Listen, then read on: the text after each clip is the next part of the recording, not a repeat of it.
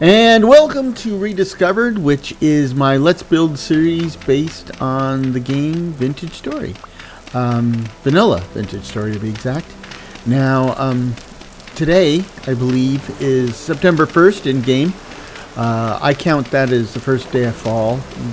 Realistically, the first day of fall is September 21st, but there's only 9 days in the month in Vintage Story, so I guess that would be like the 6th of September, but you know, it's very fall-like here, so we've got everything here that we need for full fall experience. Hold on. Oh, great. I have another unwelcome visitor. Hi. Who said you can come in? You didn't ask. Certainly didn't ask nicely. Okay, so this was something that seemed to kind of ramp up last episode, and it's happening a lot here. I'm getting a lot of uninvited, unwelcome visitors. I mean, if they brought cake or something, it would be okay, but they're not, and so we've had to deal with them appropriately. Now, aside from unwelcome visitors, what I need to do is actually get prepared for winter. It's fall. Fall's falling fast. And part of my preparations for winter is food storage.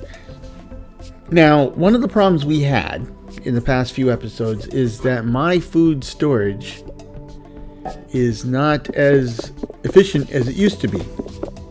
And somebody left a very helpful comment a few episodes back saying, hey, you know, the maximum dimensions for a cellar is 7 by 7 by 7.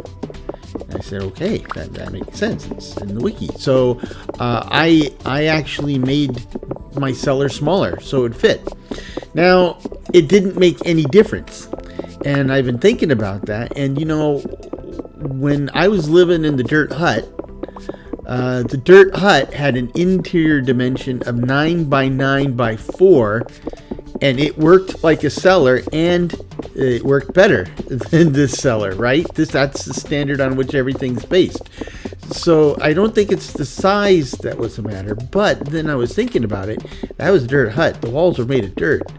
And when I came in down here, it's all cobblestone. I know cobblestone works, but these blocks might not. So I'm going to replace them with dirt and see if things work better. I'm pretty sure they will. And then we will still be where we're at. So take everything I said and scratch that. I guess we're kind of... Oh, I got linen fiber from him. Yeah. Okay, awesome. Doesn't happen very often. Anyway, so the problem is this. Food doesn't last as long as it used to in the dirt hut, ironically, you know, we're in infinitely better accommodations.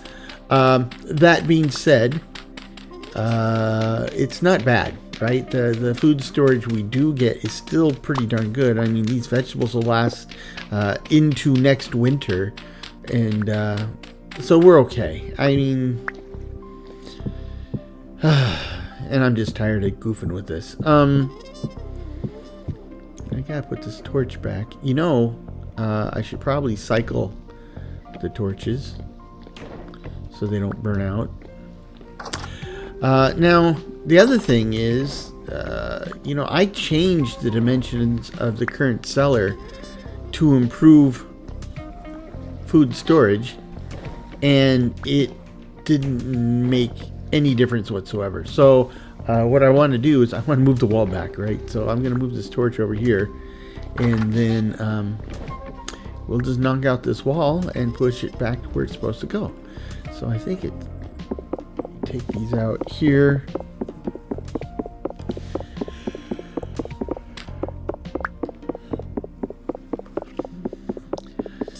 So it's been a very painful process, but I think it's been a worthwhile one, because what? There's no wall there. Why is there a wall there? Oh, that's why there's a wall there. It's the stairwell. Oops. My bad. Let's put this back and knock out the actual wall. I think this is it, right? Yes, yes it is. Okay, so we're good to go. So we'll put the wall back. Aside from that, there's a number. I mean, we're going to need lots of wood for firewood and for charcoal. So there's that. We need to extend the island, right? We built a bee garden, and we built an area for our kilns, and we built a shelter to protect our kilns because they have a tendency not to stay lit when they get rained on. So that's all good, but we need to further extend the island a little bit to make room for a pen with a chicken coop.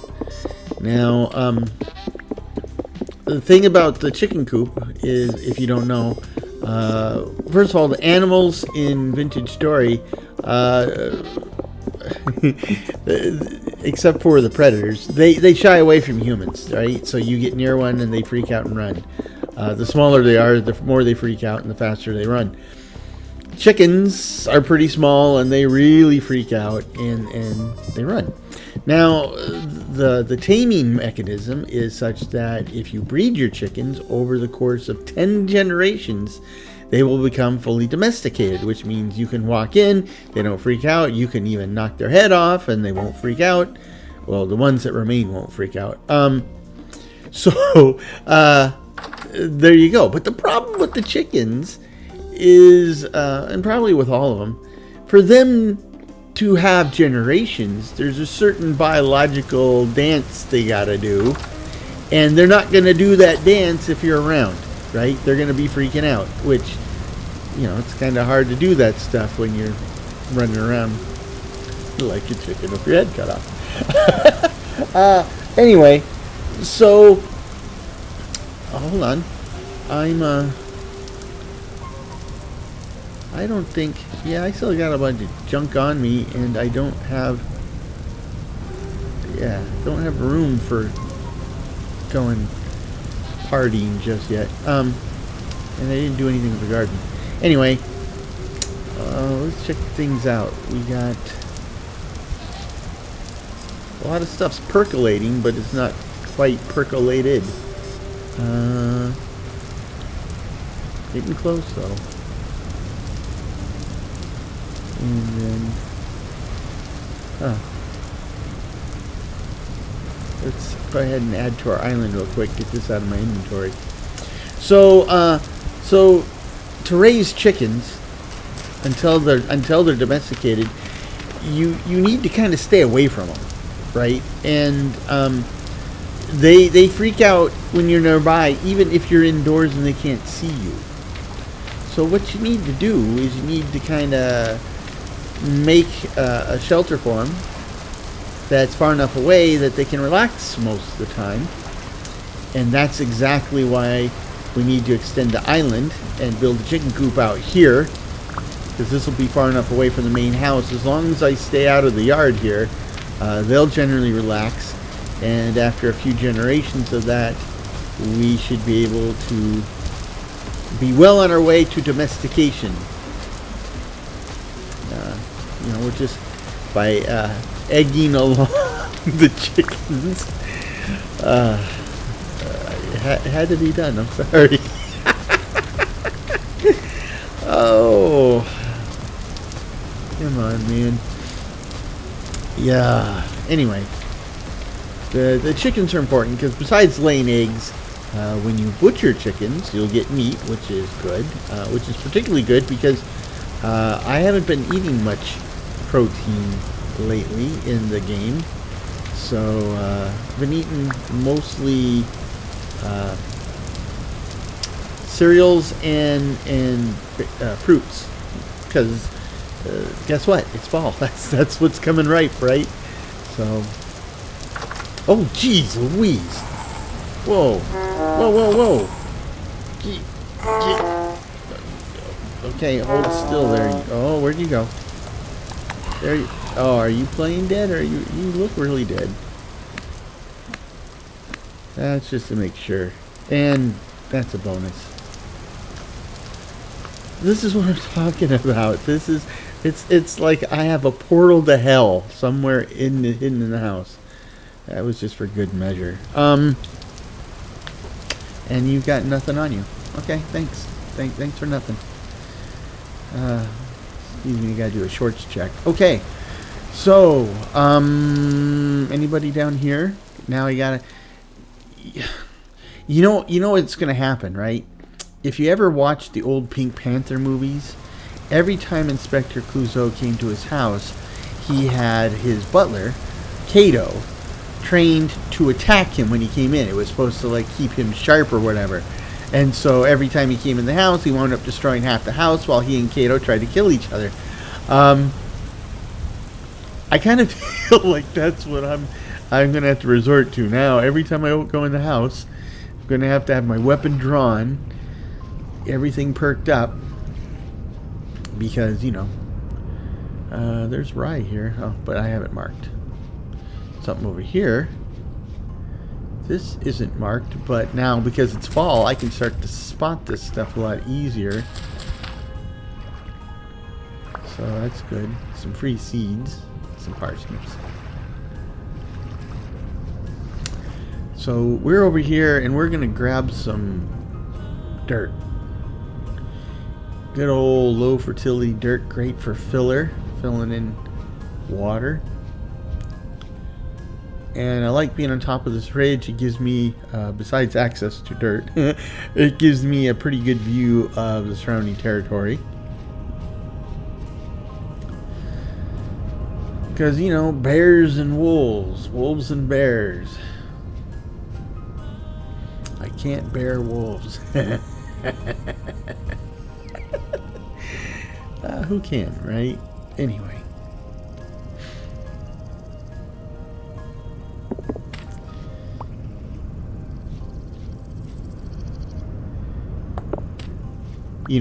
It's very interesting. Limestone. It's very interesting how your attitude changes, right? So you're living in your home. It's nice and comfortable. You live in the city. Your food is readily available at the supermarket or whatever. And you see a wolf on a calendar or a picture or a screensaver, and you go, "Oh, that's nice. I love wolves. Wolves are awesome," and they are.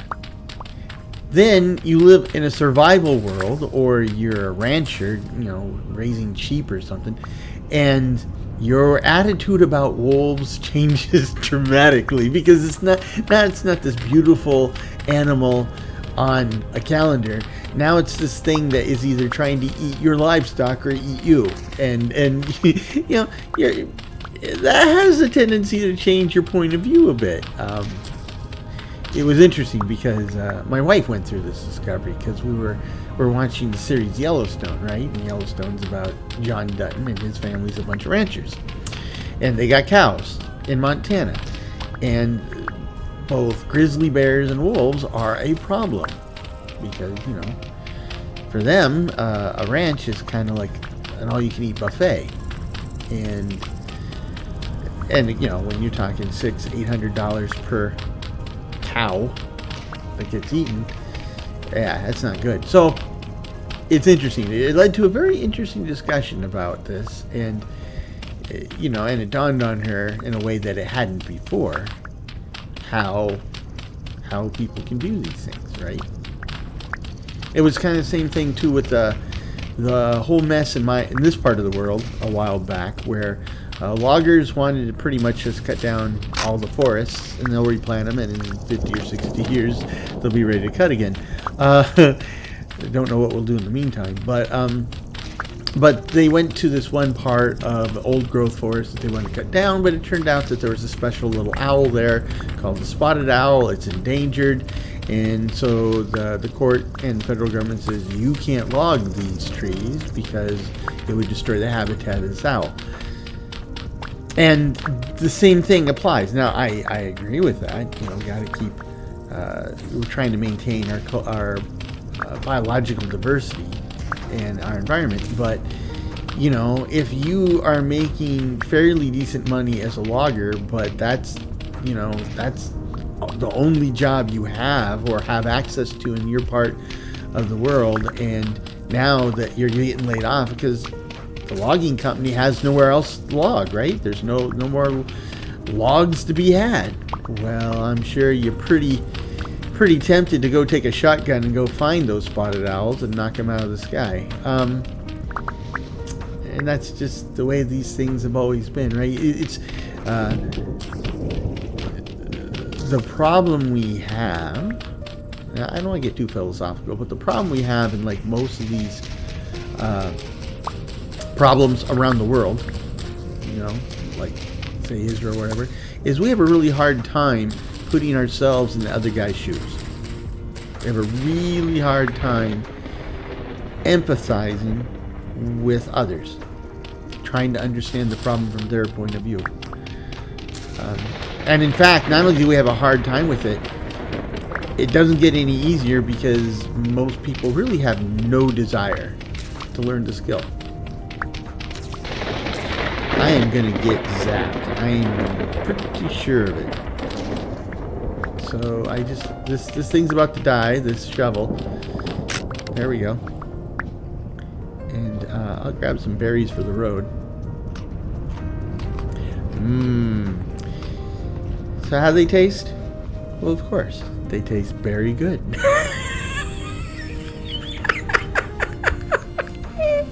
I can hear your eyes rolling from here, and that's okay.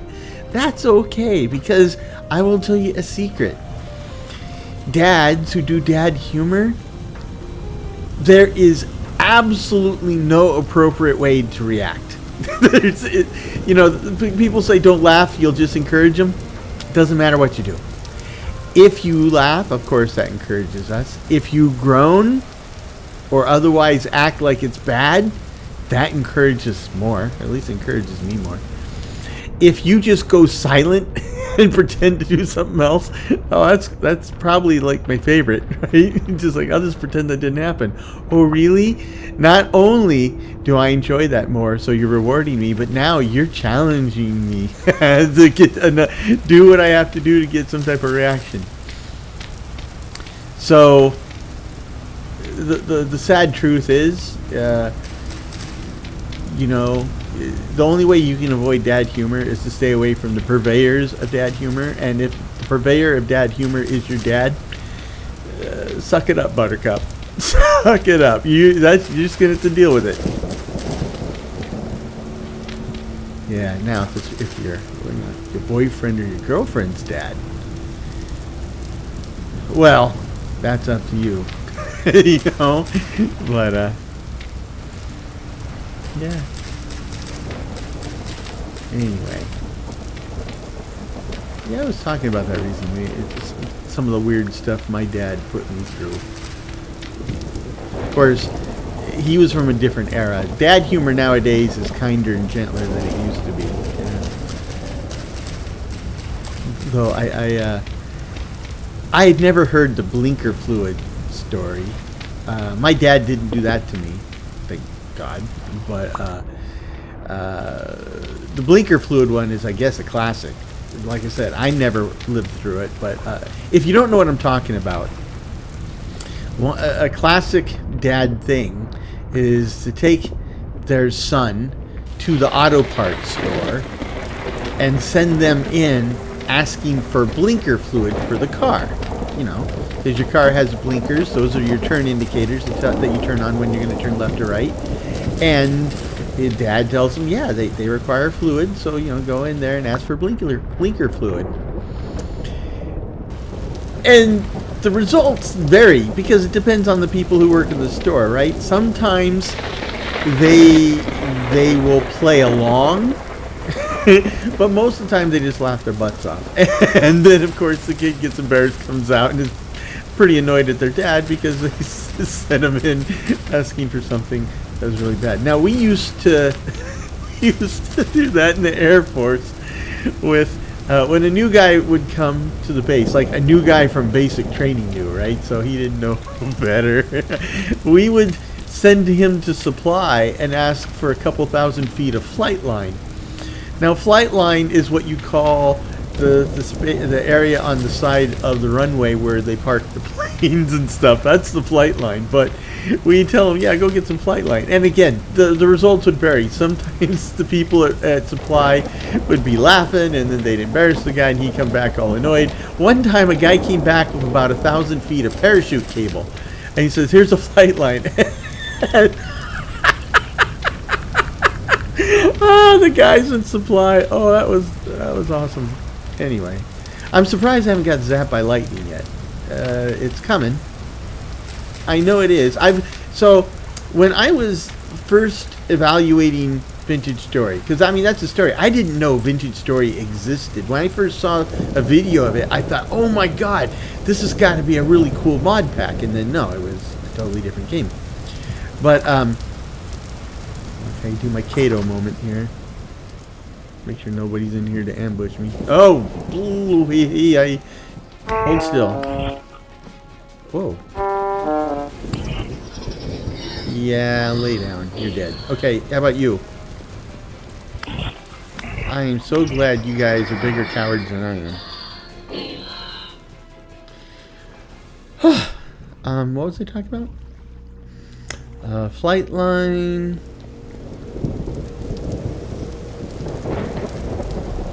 Oh, I don't know.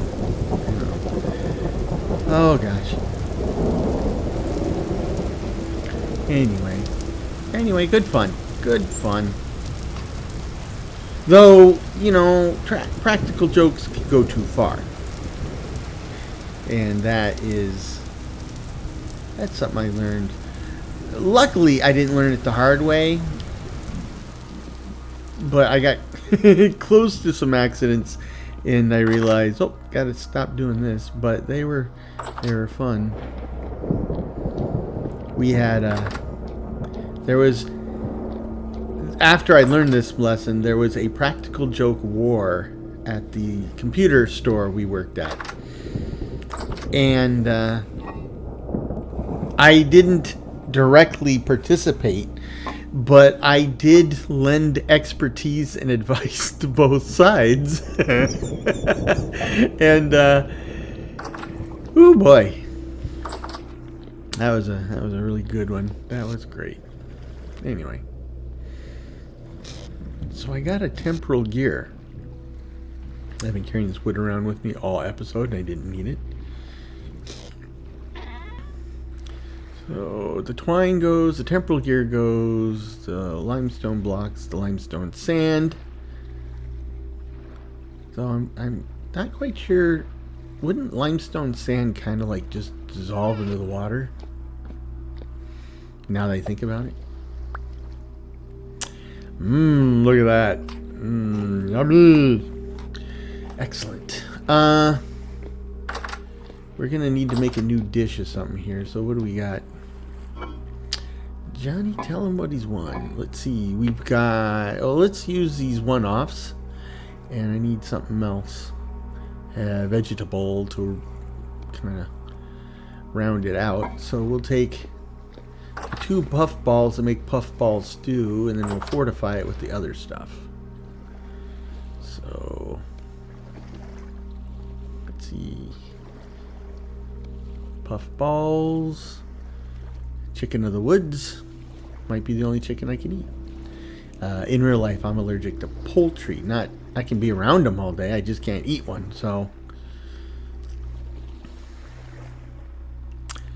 helps if you actually put the fuel into the fire. There we go. Lovely. And how are we doing on this? 1 day out of 4 point. Oh, we won't be seeing any of that this episode. I am looking forward to it, though. I'm hoping to get all 4 of my little backpacks in my inventory. Meanwhile, we want to make sure that there's nobody in the house. This is it's like one of those horror movies, right? The phone rings and get out now, he's in the house. Except it's Vintage Story. There's no phone. There's not even a can with a string attached to it. Okay.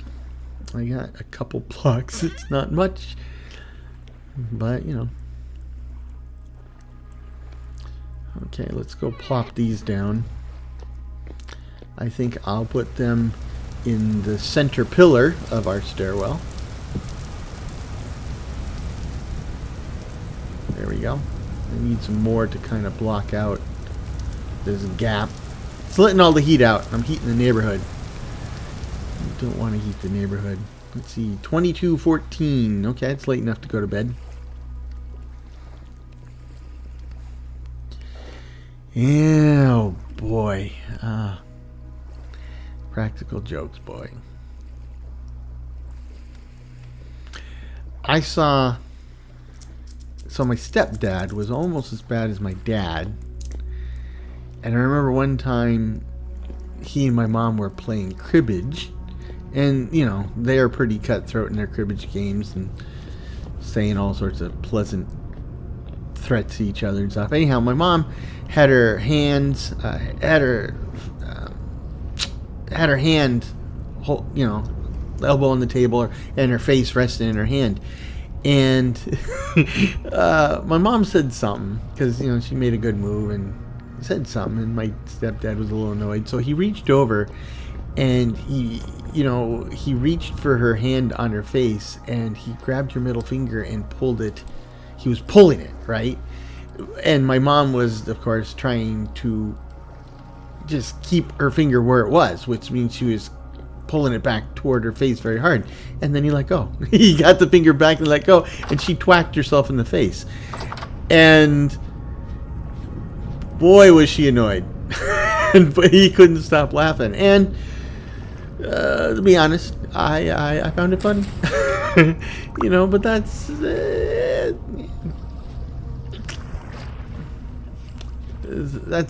one of those things, right? Life is full of those moments where it is completely inappropriate to laugh, and you can't help it. You are going to laugh.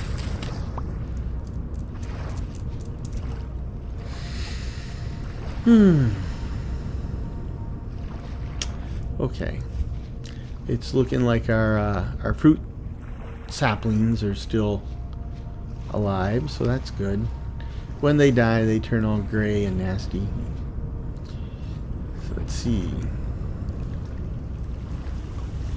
So we're gonna go exploring now. What I'd like to do, I got my spears. Best case scenario, we can find some like deer or something and get some more hides. That would be awesome. Plus, we need some meat. We need some meat. Because you can see my protein is pretty much zero. We need a good Arby's because they have the meats. Let's see. At the same time, I'm going over here because I seem to remember seeing deer and pigs here a lot. The problem is, I also remember seeing wolves and bears over here a lot. Oh my. So this, you know, it's no risk, no reward. Plenty of risk, high reward. Of course, high risk can mean death. D-E-A-T-H. Oh, there's my little fruit tree I've carved away to almost nothing. We'll let that recover a bit before we take some more off of it.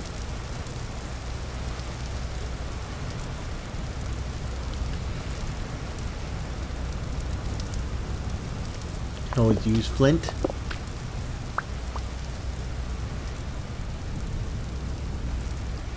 Have to be really careful through here. Do you hear that? Oh yeah.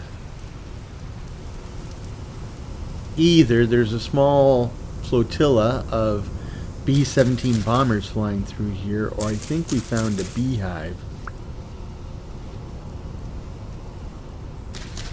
You have to be careful. So we'll kill branches, but we have to make sure branch is not a beehive.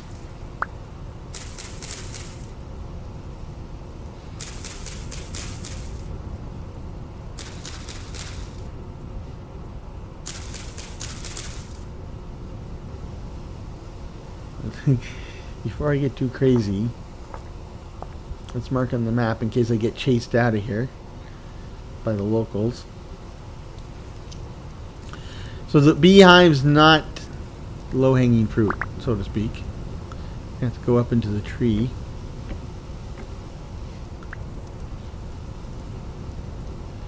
Maple branchy leaves.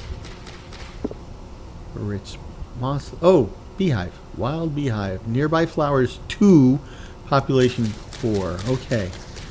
So to get this puppy to where we need it to be, we're going to need to import a bunch of flowers. And then the bees will feast off the pollen and nectar in the flowers. Or the nectar, not the pollen. They spread the pollen. They eat the nectar. And then when the hive thrives, the thriving hive, then they will swarm and create a new bee hive. And at that point, we would want to have at least 1, maybe 2 skeps nearby to automatically have a place for them to go. And then they go in there, we grab it, we bring it back home, and then we do the same thing, but all within the comfort of our own domicile. And of course, bees will give us honeycomb. Honeycomb gives us honey and wax. It's a pretty sweet deal, actually. And all sorts of stuff you can do with that. The honey is, well, again, you know, if you're talking about, this is a survival game, right? And in a survival situation, high sugar, high fat foods, you know, your doctor tells you not to eat that stuff, and for the lifestyle you live, he's absolutely right. Speaking of lifestyle you live, fish is good for you. But yeah, you know, most of us aren't chasing game down on the Serengeti or anything like that. So for most of us, oh gosh, yeah, I see you. I'm kind of running out of fuel here too.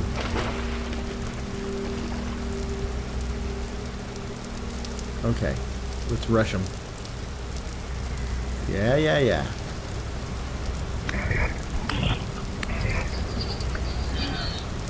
Timber! I'm still not quite sure what exactly that thing is, or what the biology of that thing. There's just lots of pointy bits, but I'm not quite sure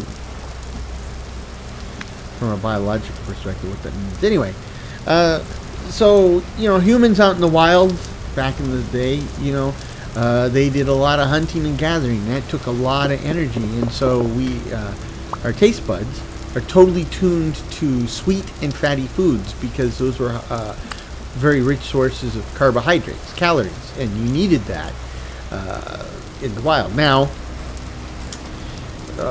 like I said, most of us aren't running down game, climbing trees or anything. I mean, you are when you're 5, so when you're 5 you can pretty much eat whatever, including boogers apparently. But when you're older, you know, you live a very different lifestyle. So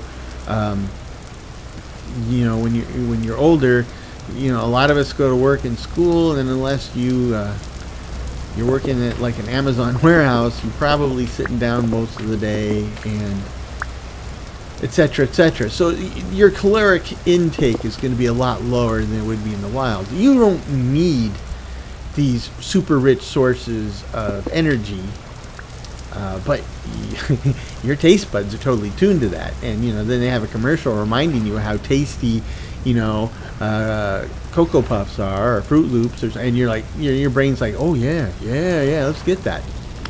But you know, you're not, you really don't need it. So there, and that's to this day, right?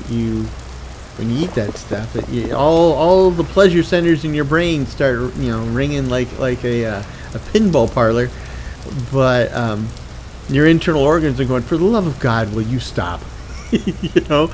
Now, when you're young, it's no big deal. But when you get older, you know, your organs are just like, okay, I can't do it anymore, and literally stop working. So that's how all that works. But by then you have bad eating habits, and you are really, power of suggestion type time, right? Like Christmas is the worst. You're trying to eat good, but Christmas, it's all cakes and candies and, here's eggnog and this, that, and the other. And oh man, that's tough. And I tell you all this because, I'm an old fart. So, doctor's like, well, you can't eat like you're 20 anymore. Yeah, I know that, but still. Yeah. I even admitted, I don't think it was this series. Maybe, it might be, I don't know. On some episode of some series, I admitted, like, there were some times in my 20s, right? Something good happened or something really bad happened. Either way, I felt like I really needed to treat myself. On the way home, I'd pick up a whole bag of Oreos or Fig Newtons, and along with like 1 or 2 glasses of milk, that was dinner in front of the TV. Yeah, and don't tell my doctor that story. But I mean, that's close to 40 years ago, so I don't do that anymore, obviously, or I probably wouldn't be here anymore. So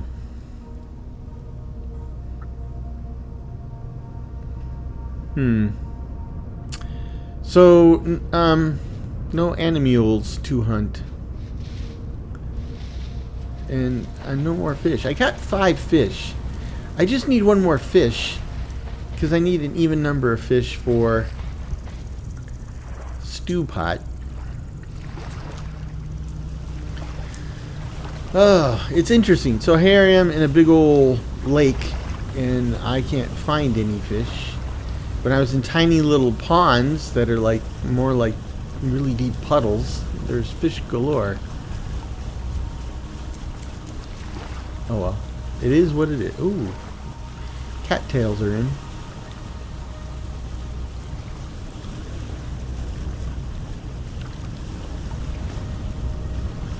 Okay, let's see who's squatting in the house today. Yeah, I mean, I've been gone for 5 minutes, so we should probably have, like, a whole bunch of drifters and a bow torn, maybe.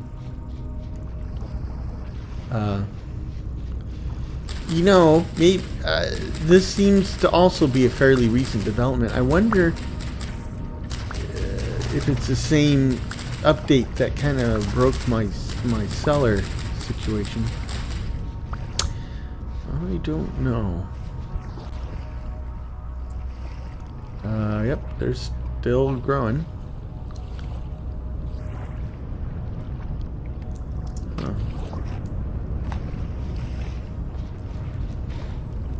No fish.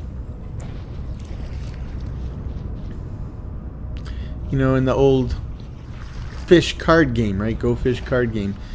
You ask for a certain card. If they don't have it, they'll you go fish. Well, I'm fishing, baby, and there's no fish. No fish at all. I think there is a fishing mechanic in Vintage Story now. Might have to look into that. Probably in the spring. Because I'm fairly certain that at this latitude, I'm going to get snow and ice. There won't be much fishing opportunities for a while.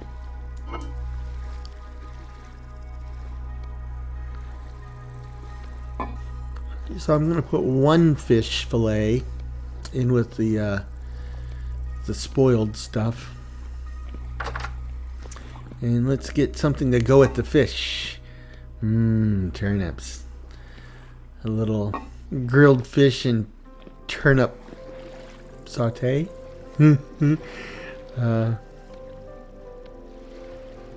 Just like Grandma used to make. Let's see, I need 58 sticks.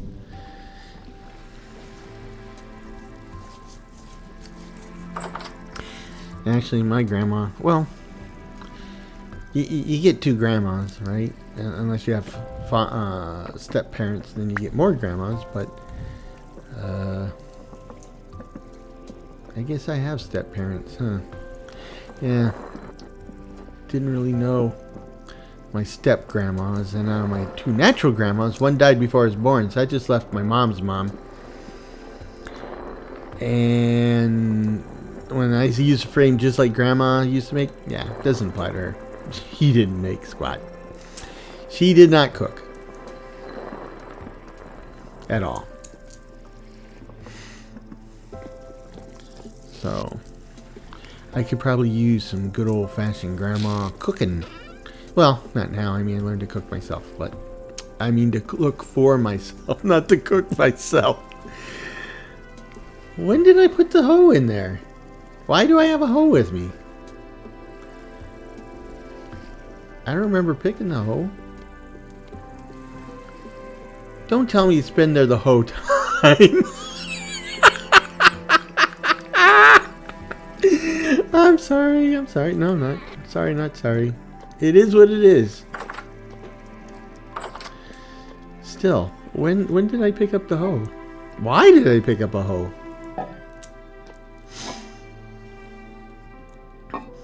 Okay.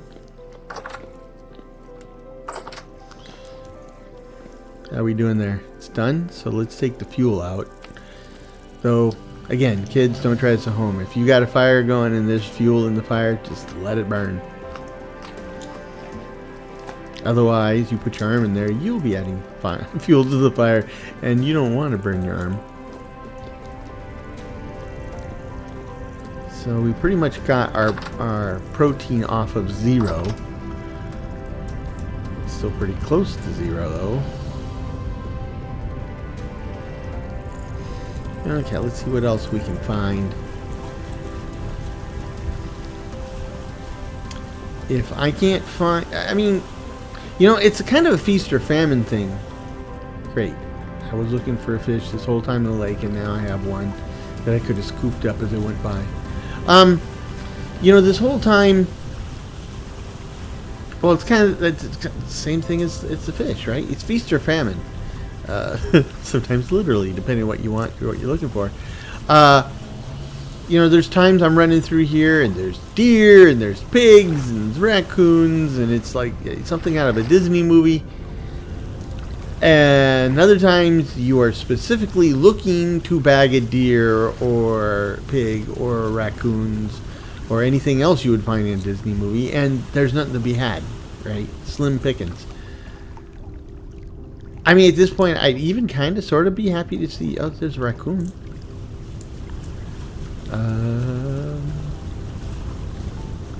And there's some flax right around the corner here. And, ooh, foxes. 3 foxes. And I don't have my wingman. Okay. So, let's get a little closer and... Oh. Graceful, cat-like even.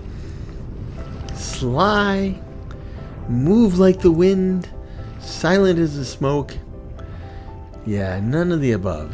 None of the above. He's right into the water like I was going to do a cannonball. Ooh, that is a big old oak tree. You can't make those. Those only occur on World Generation, but that is a monster tree.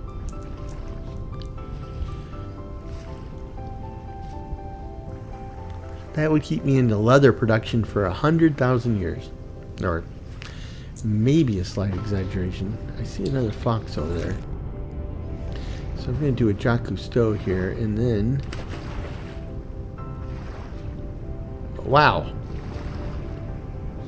Wow, that guy was alert. Well, I will just take my limestone rock as a consolation prize.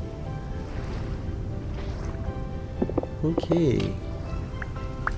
I'm on the edge of the forest. This is making me nervous as all get out. And if you don't know what all get out means, it's pretty darn nervous. Ooh. Mature rye. Well, we'll have to take that. And any other rye? No? Okay. Interesting. Interesting.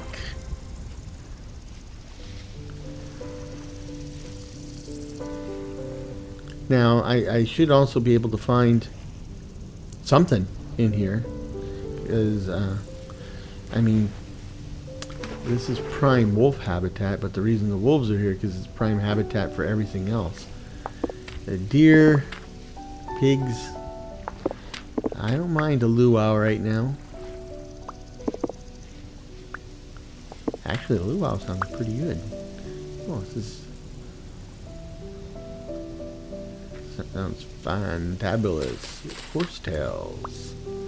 Horsetails are important because that's how you make the horsetail poultice. That's poultice, P-O-U-L-T-I-C-E, not POTUS, President of the United States.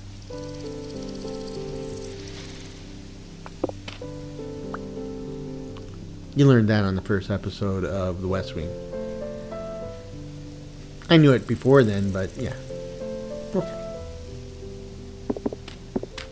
More limestone stones. Wow, a lot more horsetails.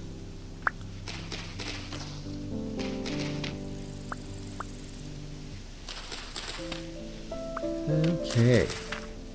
I should probably make some poultices just so we have some around. I should probably be carrying some with me. So this is episode what? 21. So 21 hours I've been running around in this world with essentially no first aid except any food I happen to be carrying with. Because, you gotta have snacks. But how foolhardy is that? And now that I say that out loud, ooh, there's it looks like a cat, but I think it's probably a raccoon. Oh, there it is. It's a bunny. It's a bunny. I thought there was something kind of bunny about the way he walked. Or she walked. I don't know. It wasn't close enough to tell.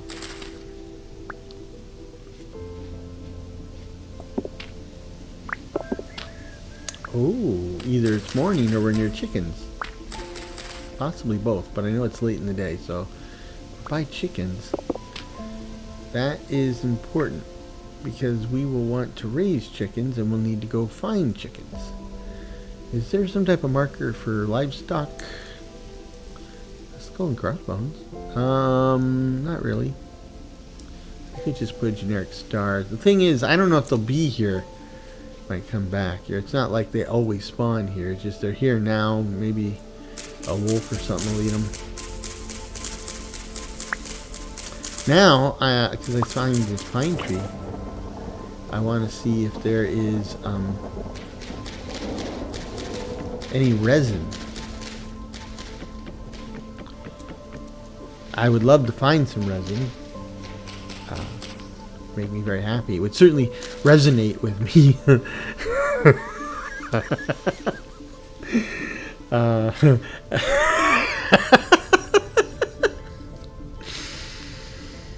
Oh, there's another big old oak tree. And it's got something growing on the side of it. What does it have? There's another big old oak tree. It's kind of top-heavy. What's this? Funeral bell. Yeah, I think we'll just leave that where it is. The thing about mushroom names, they're usually a pretty good indication of whether or not you're in for a bad day. Funeral bell is a strong indication. Oh, there's the chickens. That is fine looking chicken. Nice. Oh, is that a pig? What is that? Is it dead? Can we skin it? Oh, it's not a pig. It's not a pig, and it's not dead. Okay. That was close. That was close. It was a wolf, but maybe I can coax him out in the open and then make kibble out of him.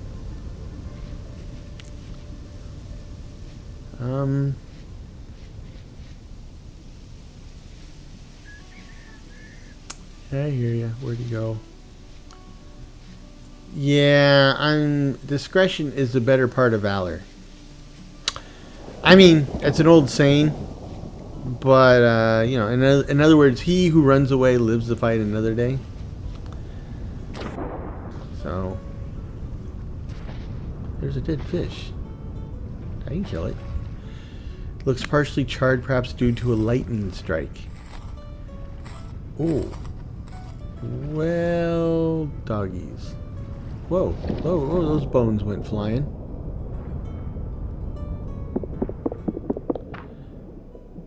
And I can get the bones? Oh my gosh. So knives suck when fighting fish. He's dead. I'm pretty sure.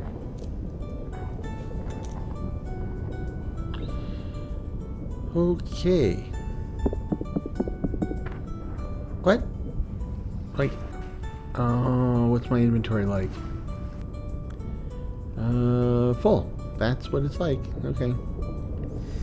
Got a pine cone in there. That's what threw me off. At least we found a bunch of fish in the lake. Okay, let's go. I am now channeling Gollum. Because, you know, Gollum would catch fish in his deep, dark cave and then jump onto his little makeshift raft and go back to his island to eat them. And I just caught fish, and now I'm pulling back in my little makeshift raft to go eat them. So if I start talking about my precious and, you know, stuff like that, you know what the problem is. It's Gollum syndrome. GS. So you can call it Smeagol syndrome too, but nobody knows what you're talking about.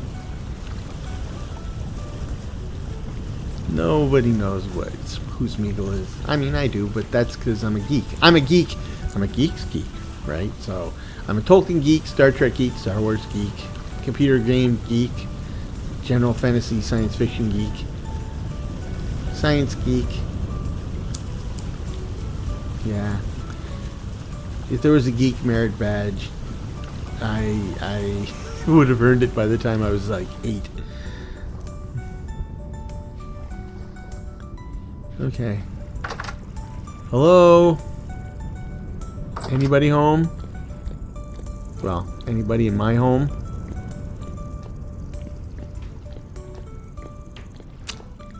Yeah, I don't like this. You know.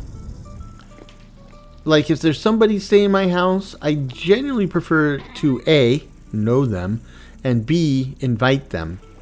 I could settle for 1 out of the 2, but 0 out of 2? No. No. 24 will get me 6 cobblestones, and that gives me a total of 10. Then we can go put those away. I got some fish meat. I got some other stuff to put away. Pine cones and horse tails.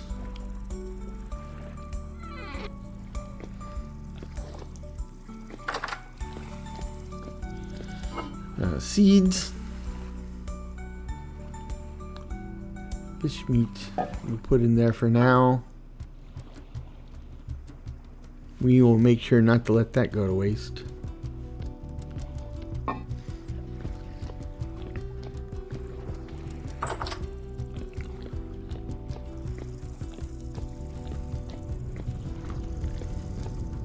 Okay. So now we can kind of start sealing up the holes here in our stairwell.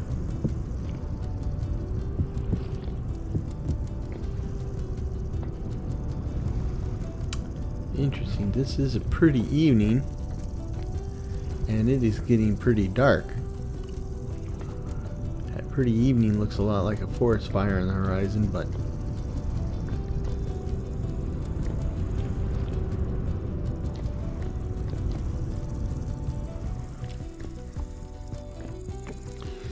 let's go ahead and cycle the torches.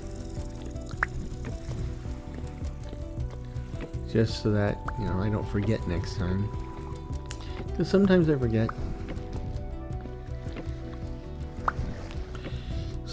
I mean, I know it's so hard to believe, but yeah, I forget.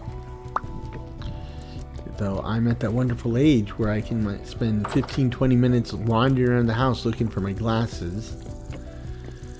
And then when I get really annoyed, I get serious and then pull the glasses down off the top of my head so I can see better.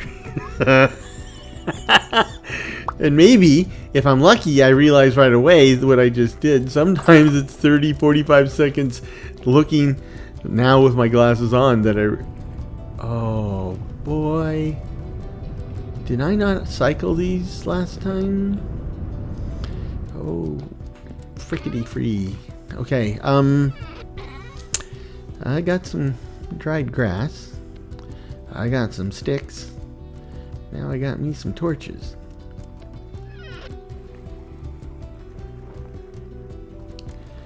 And now I got me some lit torches.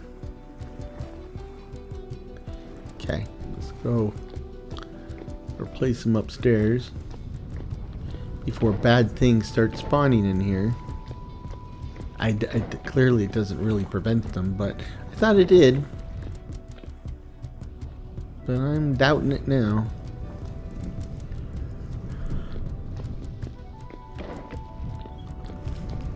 So I think Vintage Story and Hightail could teach the folks at Mojang what a torch should look like.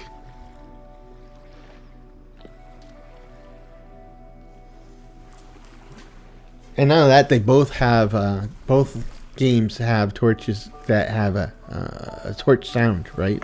Like, torches really do sound like that.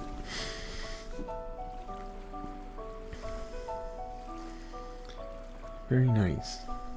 Fire has a sound like that. Okay, so like you probably do at home, wake up in the morning and then go through the house looking for stowaways. Yeah, we've all done it. You know, sword in hand, walking through the house. It is shaping up to be a beautiful morning, but it is still definitely morning. Okay, make sure there's nobody on the property. And stroll around the grounds. Not ready yet. That's ready, but it shouldn't be here. Oh. That's right. Oh wow. Okay, all of our races are coming in here. Let's see.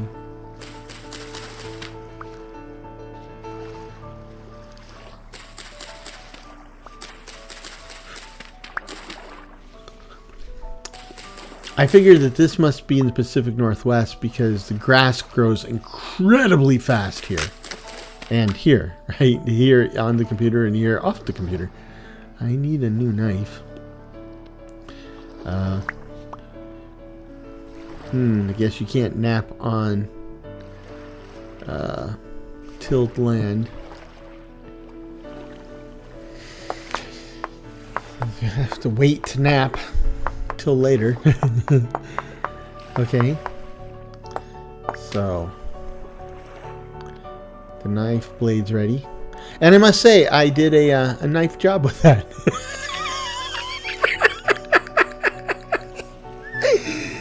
Oh, we got a bone handle. Bone handle knives are very fancy.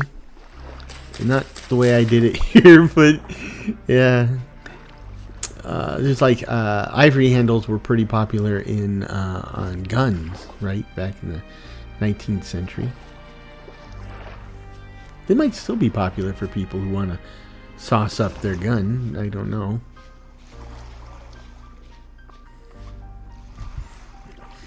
Once upon a time, I used to hang out with lots of people with guns. I have a gun, but now I don't hang out with people like that hardly anymore. To be clear, we are talking about large patches of my own family.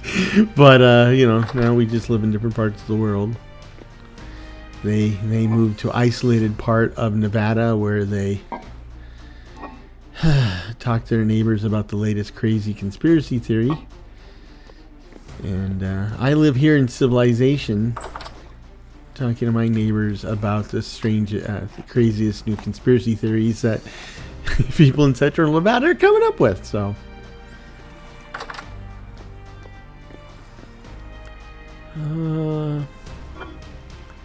let's get that fish. And what goes well with fish? Like we said before. Okay.